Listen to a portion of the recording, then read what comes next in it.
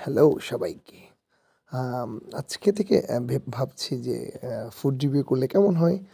যেহেতু আমি বিভিন্ন কনফারেন্স, সেমিনার, এই ধরনের প্রোগ্রামগুলোর থ্রুতে বিভিন্ন 5 স্টার থেকে 4 স্টার, 3 স্টার, 2 স্টার বিভিন্ন ধরনের রেস্টুরেন্ট এবং লাক্সারি রেস্টুরেন্টগুলোতে হচ্ছে খাওয়ার সৌভাগ্য হয়। তো অনেকেই হচ্ছে আমরা মনে করি যে এগুলোর খাওয়ার কেমন হতে পারে বা মানে কি দাম কেমন? সো আজকে আ শেয়ার করব আপনাদেরকে গোল্ডেন টিউলিপ, যেটি বনানী ৭ নাম্বার রোডে অবস্থিত। এটা একটা 4 স্টার রেস্টুরেন্ট। ওদের ওভারঅল অ্যাম্বিয়েন্স খুবই সুন্দর এবং ভ্যালেন্টাইনস ডে উপলক্ষে হচ্ছে সেটা খুব ভালো করে সাজানো ছিল। আমরা গিয়েছিলাম টয়লেট কনফারেন্সের ভলান্টিয়ার ওয়ার্কশপে। সো আজকে তাদের বুফেতে ছিল আ আ বেশি একটা আইটেম ছিল না, যে কয়টা আইটেমই ছিল মোটামুটি সবগুলোই ভালো ছিল। আমার কাছে সবচেয়ে ভালো লেগেছে হচ্ছে হানি চিকেন দিয়ে যে সালাদটি করেছিল।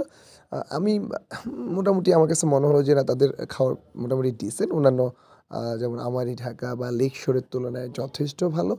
কারণ ওগুলো মানে 3 স্টার, 4 স্টার ক্যাটেগরির একেকটা রেস্টুরেন্ট আরকি। সো এই ছিল মোটামুটি আমার কাছে মনে হলো যে না, খাবারের রিভিউ আমি যদি আউট অফ 10 এ আমার টেস্ট বার অনুযায়ী শেয়ার করি, আমি আউট অফ 10 এ 6.5 হচ্ছে রেটিংস দিব এই আ দ্য গ্র্যান্ড মার্কের যে খাওয়ার সেটাকে।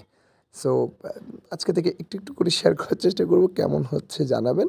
আমি প্রফেশনাল ফুড লভার এর কেউ না। বাট আমার কাছে মানে খাওয়ারটা খেতে কেমন লাগছিল সেটা। তবে এদের ডেজার্ট সেকশনটা খুবই জোস ছিল। ডেজার্টে যে ক্যারামেল ছিল সেটা অনেক সুস্বাদু ছিল এবং তাদের হচ্ছে যে জেলি কেক ছিল, ওটা খুবই মাইন্ড, ওটা আউট অফ 10 এ 9 দেওয়ার মতো জিনিস। সো ভালো থাকবেন, সুস্থ থাকবেন। আসসালামু আলাইকুম।